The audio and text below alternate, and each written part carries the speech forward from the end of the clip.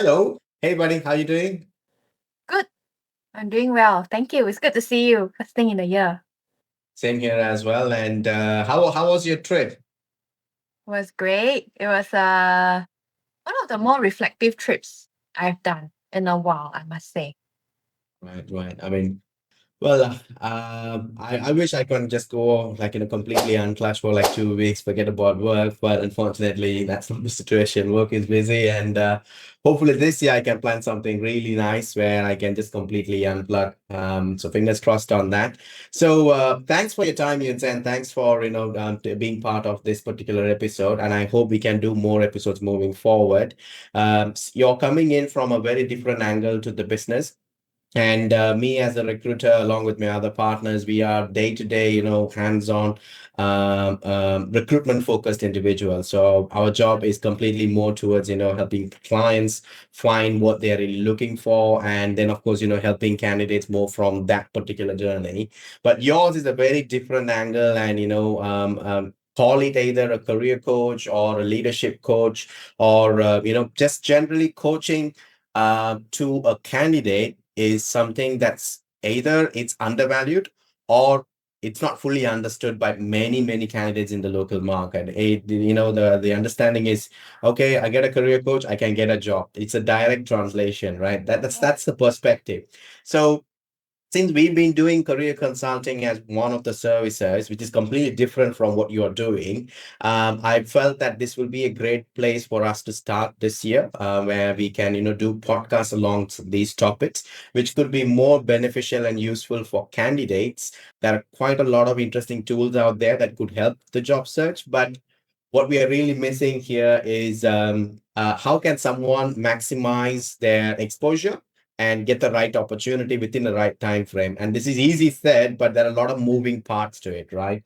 And but before we begin, I think for the viewers it will be more useful for them to understand a little bit more about who you are, and then of course we can get into the discussion. Yeah. Yeah. Thank you. I really appreciate the introduction. I think what you're trying to do, in addition to already your work with candidates and with clients, is going to be very impactful for the candidates, especially because I think a lot of people wish to, but they don't yet understand what goes on behind the scenes, right? Yeah. So I think this would help to demystify things a little bit. So I really appreciate this opportunity as well to share my perspective, both as somebody who has been behind the scenes, um, and right now somebody who has gone through a transition. And right now, what I'm doing is I'm coaching people and supporting them with that transformation that they're going through. So, a little bit about myself. I came from a very similar background as you. I was a recruiter for a very short period of time. That was a big learning curve for me, but that was like a very fast and furious introduction to the reality of the market, I would say. Yeah. And then I went into internal HR as a HR BP. I spent 13 years as a HR BP with handling different types of transitions for the business, for people. And this experience has really been very eye-opening. And this is the experience that I'm leveraging in my coaching work. Um, the, the personal experience as well, I would say, has been really helpful. I personally also moved to China. I'm right now in China. I'm speaking to you from China right now. So it's been a big change for me in the last 2 years as well. So all of these things has culminated to what I'm doing today, which is, as I mentioned earlier, to help and support my clients through transitions. And I know transitions are not easy. And I think that is the topic, very relevant topic of the day, right? With 2025 and even before layoffs being so rampant, right? The world has suddenly become less certain. Yeah. Um, and how candidates are feeling a little bit, I would say, untethered as well, right? Whether you are in a job right now, you're fully employed right now, or whether you're in a job search. I get the sense that people are no longer feeling like they're on solid footing. So I think this is a great start for the podcast, to talk about how candidates look at the job search and what Right. actually might be some of the realities that is behind the scenes, right? From your perspective as a recruiter, perhaps also from my perspective, as Right. both a coach and using a HRBP lens. Yeah, so thank you for the opportunity to share my views. Perfect, man. I think there's a lot of things that you said that will resonate very well with what people are really looking for. When it comes to a job search, it is always a vacancy led job search, which means that the advertisement has to be there and they have to apply. This is the majority of the candidate's mindset, right? And from a recruiter's perspective, I mean, even from your side, me and you, we can clearly say that not all positions are advertised. There's always, background searches. There's always, behind the scenes of processes that goes on, which is not really visible to someone who is looking at JobStreet or Indeed or, LinkedIn to a certain extent. So just come looking at 2025, a lot of companies have restructured. A lot of candidates have been asked to leave. And as you said, some of the candidates, they may have not been asked to leave, but they feel insecure that their role may get affected as well. Yeah. But from an overall, bird's eye view here, the industry is heavily flooded with candidates. Opportunities, whether opportunities have increased or not, that's a different question. But the number of job positions, each position is now going to have more number of applications, more number of candidates competing. So the key thing here is, if you are a candidate in that cluster, how do you differentiate, or what is it that you can do to be more competitive and have the best chance to to get that role, right? That's the fundamental thing, right? What are the general mistakes that candidates they normally do during their job search? Like, maybe I will start off with one. It's called, I did an article on this as well. It's called career washing. So basically, manipulation of job titles, manipulation of the duration of the jobs, or hiding a gap on a CV. Basically, a CV is a storyteller, and you want to, like, change that story according to your convenience. That is fine, but sometimes, when it comes to an actual job application, you're also being interviewed, and your honesty and the integrity part of it is also going to be something that the company will be really looking at. Yeah. And with a reference check, or with a background check, if something goes wrong and we identify that there is something that is not really right, that this is not the actual title that you had, it really puts the candidate in a very awkward situation. And the whole thing could have been simply avoided by having the right details as accurately as possible, and with the right narrative, you could have actually addressed in the right way. And this particular narration is a very important element when it comes to interview. And more than me, I'm sure your involvement in that is going to be very, very big, isn't it? Well, I wouldn't call it mistakes per se, right? But I think what you have described, I like the word that you use, career washing. We talk about greenwashing and all of that, Yeah, right? yeah. But career washing is a very real thing. And I think it's coming from the best of intentions, right? When I look at a candidate, I look at somebody who wants to put their best foot forward. And I think that is 99.9% why career washing happens. And I think you hit the nail on the head to say that you might get found out. These days, it's very easy to find gaps, right? With a lot of AI, with a lot of automation, it's very easy to do that. Secondly, you yourself will not be super confident about what you have written in your CV. Sure. And people can usually tell that by how you explain yourself when you talk through your career history. I mean, you can rehearse that as many times as you want, but if you come across an interviewer or hiring manager who is very experienced with interviewing, let's say, who are very, very curious about what you actually do and all of that. It's not that difficult to poke holes in the story. And I'm not saying that when you go for an interview, the interviewer's job is to poke holes in your story, right? But when it comes from a place that is not real, that is not authentic, and when you don't own your story, it is very easy for uncertainty to creep in.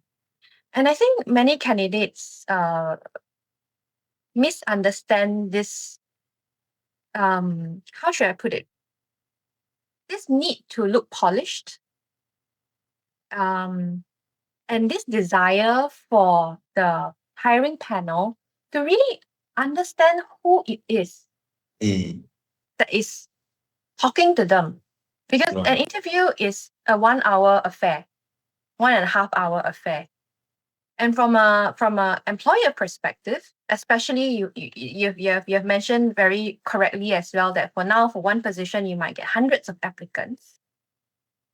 Somebody would have gone through the effort of sieving through those applicants to maybe 10, maybe 5. When you get to the interview, trust me that everyone in that interviewer seat wants you to pass the interview. Yeah, of It makes course. their job easy, right? It Yeah. saves their time. If they can come across the perfect candidate, right? It saves their time. But what people don't understand is that they really genuinely want to get to know you. So when a candidate comes across as being too polished, they forget that Right. they are speaking to human beings at the other end of the table. People on the other side of the interview, they're spending an hour of their time to get to know you, right? Mm. And they genuinely want to get to know you.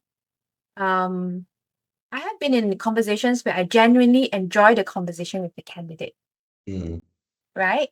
Um, and that's usually when they're being real, they're being authentic, right? And it doesn't matter whether they have gaps in their CV, whether they have been retrenched before, right? All we want to know is the story behind it, your motivations. What are you looking for? What can you bring to the table? And when somebody appears too polished, usually you'll get this little bell that's Yes. ringing, like, okay, how can somebody be so Too perfect, good to be true. right? And then Yeah. you get all this risk mindset coming in, right? I know. So I think what, if I can summarize, I think what candidates underestimate is the humanness of the process Yeah. and that connection that you can build through the interview process. Even if it's not for this job, who knows what Yeah. other roles might come up, right? Because as you said, many roles these days are not even advertised. Yeah. Yeah. And so I think the response. So basically, the reason why candidates tend to do this is they do assume they come to a certain assumption after applying to a couple of jobs or even many jobs, and they haven't really gotten an interview. Obviously, when they start discussing amongst themselves, they may be talking to the wrong people, and then they say, "Oh no, no, you shouldn't be having this on the CV. You should be taking this off. Maybe that's why you're not really getting an interview." But Yeah. honestly, we are really far way ahead than those kind of practices. You don't really need to do that. And the more genuine the CV is, the better it's going to be helping the candidate to have a proper conversation with the clients. And the reason why they're not really getting an interview, there is more to the story. They need to understand that there's more to the story. That's because Yeah. there's a job, with a responsibility that is stated. And if you feel, there's the word candidate goggles that I like to use. The job that they like to see, whatever the job that they see, it's the natural response is, hey, I can do that job. I am suitable for the job. But it is the same thought process that all the candidates are going to have, whoever is applying. And Yeah. just to add to this, the usage of AI in job search is also a very common trend now. I'm completely, I really admire that, whole involvement of AI that could help you prepare your cover letter, your CV, tailoring it to the experience. But what I felt is sometimes the AI makes it so tailored that the CV starts looking super good. When you look at the CV is super good for the job, But when you actually interview that candidate, there's a huge gap between what is being said and what the candidate has actually done, right? We also use AI for helping write proper cover notes for our candidates, etc. But this is after our interview with the candidate, because at least we know the story and then we try to connect that dots together. And when the candidate, they directly do it by their side, when we do the screening, there is a complete misalignment. That's something that I've noticed as well. Mm. Yeah, I love AI. I love using AI. I think AI has been one of the things that has really made our lives a lot easier. But I also think that because we have AI now, it is even more important to be a real person. True, very true. It's so easy now to take a JD, give it to an AI, whatever your favorite AI is, upload your CV, and ask them to churn your CV out again to match the JD.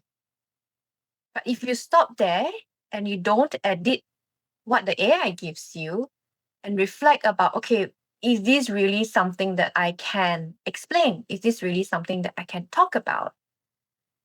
Then I think we are missing the point here, because what you have just described, right, with everybody using AI left and right, it's describing to me recruiter fatigue. And I believe that is what's happening as well with internal recruiters as well, or hiring managers, right? You get hundreds of applicants, but you can't find the right candidate because the first 10 candidates you met, they're all like maybe not really what you expect. And I tell you that expectation is a very, very, very dangerous thing. Right. It's a very interesting thing, right? Because when somebody looks at your CV and they think like, wow, this guy has done everything that I need. As a hiring manager, I expect then when I see that guy in front of me, this guy's gonna solve all my problems.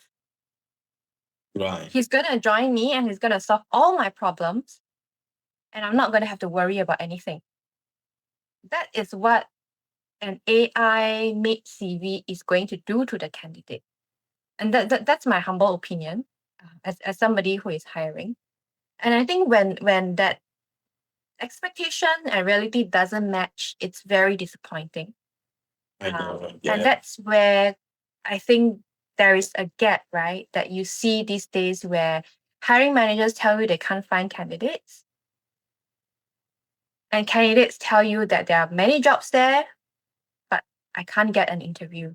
Because now we have introduced distrust in the system.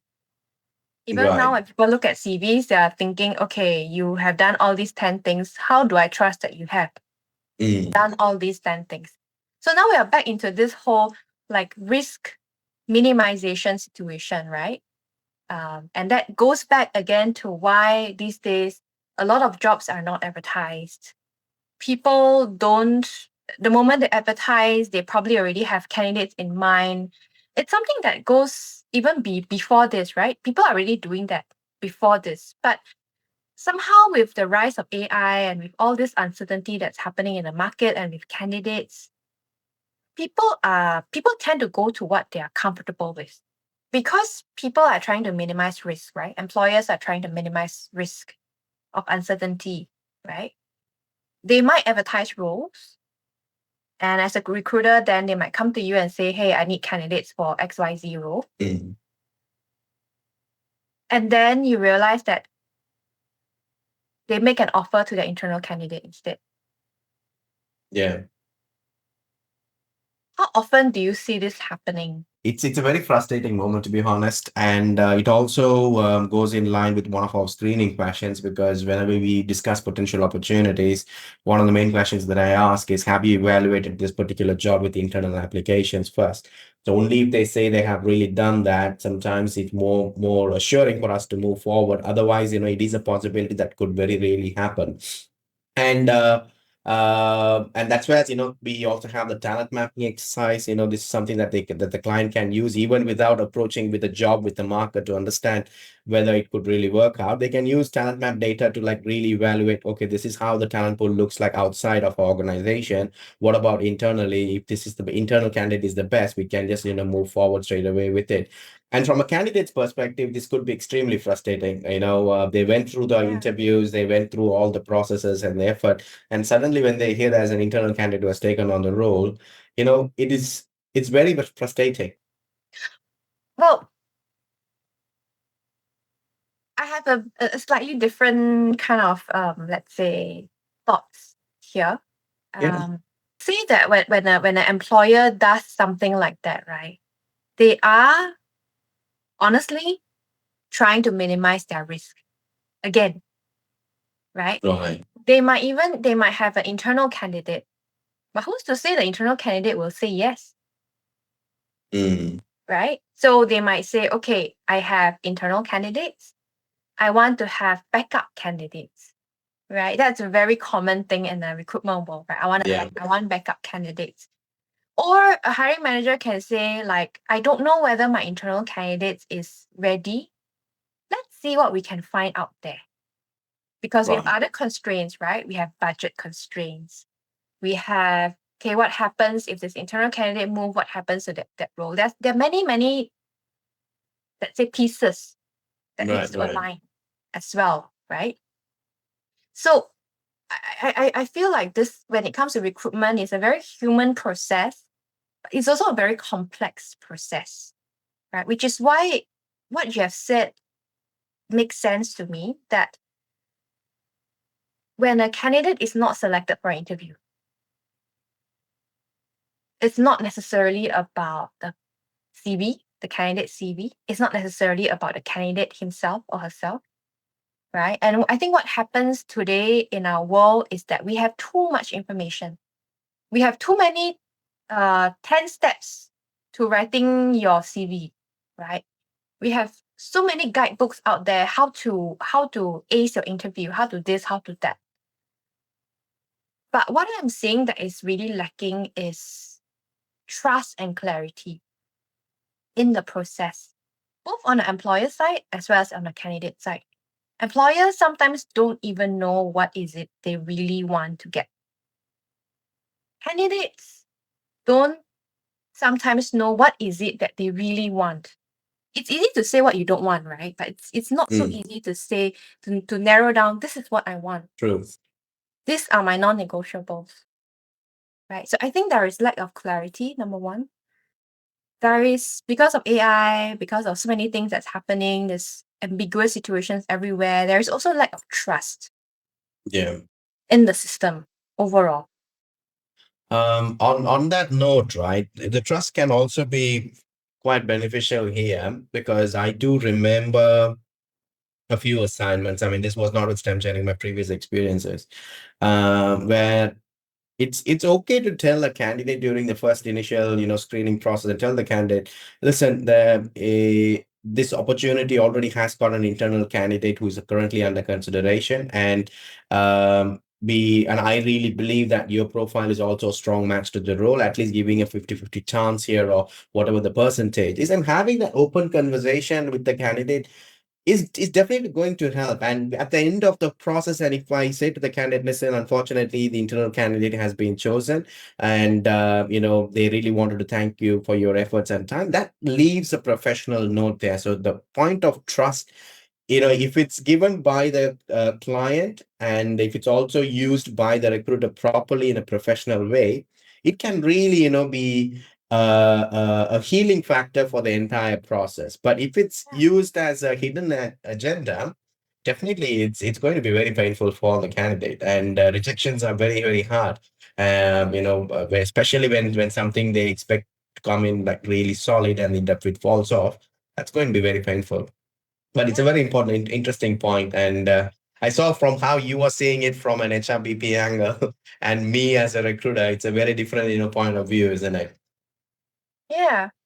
But I think what you said about trust, right? I kind of feel like it resonates with me as well, right? Whether I'm a HRBP, whether I'm a coach, Mm.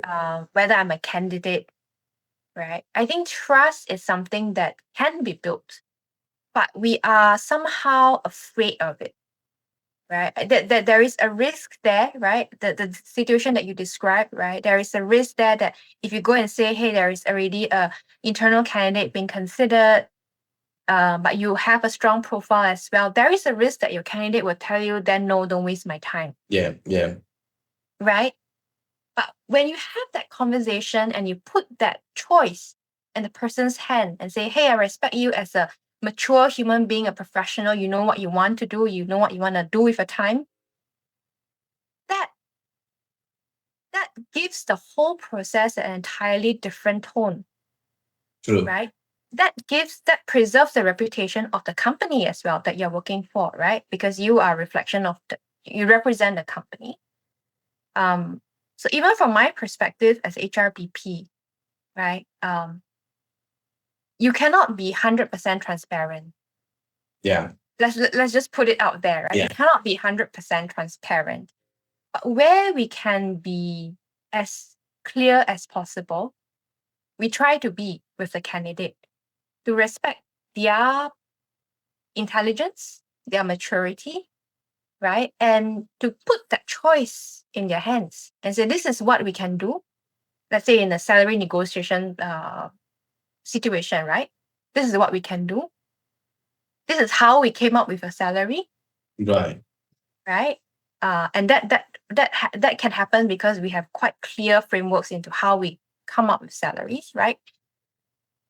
And this is therefore the ball is in your court. Mm. Tell me, what can I do to make it more attractive for you, to remove roadblocks for you, and I'll tell you whether I can or can't do it. Because at the end Right. of it, it is a relationship that you're going into. Right? Again, we go back to the being. This process is a very human process. Yeah. Yeah. Yeah. True. Since we are on the topic of trust here, Sam, I also wanted to toss you this situation. This is there's nothing like a right or wrong answer, but I've had many situations where candidates end up in the wrong place. I mean, it happens. Interview, final offer, a great company, going day one, and yeah, big hoo-ha. There's a surprise. Okay, this is not exactly what the person signed up for. So the question is, they have taken the role. Now, do they go out and look for another opportunity by resigning in the day one itself? Or should I stay in this company till I find something better? Or I need to leave before the probation period, before I get permanent? Or even if such an incident happens, do you put that on the CV? Do you hide that? It's kind of like it is a very realistic situation. A lot of candidates have been in this shoes. My first advice is, if I get a call from such a candidate, if I look at a CV where the candidate has just joined the company, first question is, why is it that you're really looking out it's such a short notice? And they do give me the valid reason. And of course, Singapore being a very expensive country, can't really go stay or run without a job, isn't it? So stay where you are as much as possible. We do our best to find opportunities, and my approach is to be as honest as possible. At least go with the real information. But Yeah. when a candidate is on their own without a guidance, and the best approach is they will not really usually list that current company in the CV, and they'll go into the market. Since we are on the topic of trust, what are your thoughts on this? Yeah. I have come across situations like this before. Um, both from an employer perspective, I've seen clients who sort of battle with that question in their minds as well. Mhm. Um, I don't think there is the best answer.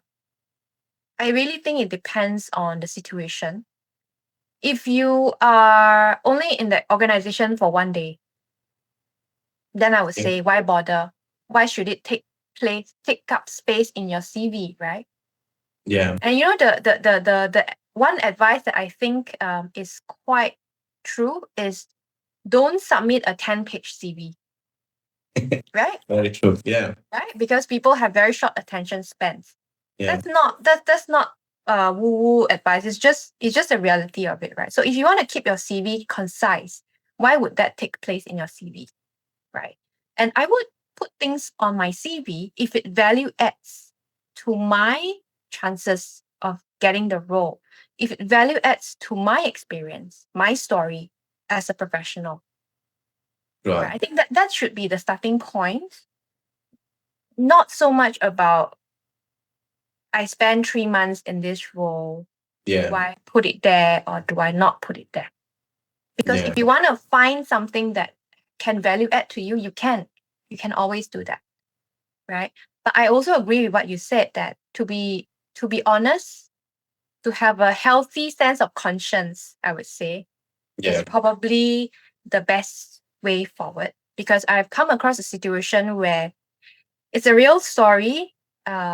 It's also a pretty regrettable story, I think. Mhm. I come across a candidate who submitted a CV Mhm. without a certain short period of employment. Right. Back then, we also make them fill out application forms. Ah. That was like 10 years plus Yeah. ago, right? Yeah. And this guy put in everything in the application form. Mhm. So in this case, you don't even need AI to tell you that there is a difference, right? So Mhm. during the interview process itself, we saw that, hey, there is a difference, Right. right? So that then in that situation, that brings out a question of integrity as well. Mhm. And you mentioned this earlier on in our discussion, right? Where you say career washing and how actually integrity is something that people look at as well when it comes to building trust in a relationship. Yeah. Yeah. So I don't think there's the best answer, the right or wrong answer. But my principle is that go with what is true, go with what value adds to your experience. I think we've covered some really interesting elements, a bit more raw as well, Yeah. on real scenarios. I think trust, right, is a two-way street, right? So what we Mm. have talked about is how a candidate can build trust. But I Mm. think what would be very interesting, right, is how can employers also reset that trust? Where Yeah. the employer now is like this and the candidate is like this, Right. right? And you want to reset the equilibrium because it's only good for the employers, right? You don't want to go through 20 candidates and find that all your candidates are not as what you expect, Right. Right. right? You want them to be themselves. You want them to show. So you need them to feel safe as well, Right. right? Right. So how do you reset that trust equilibrium? Right. Right.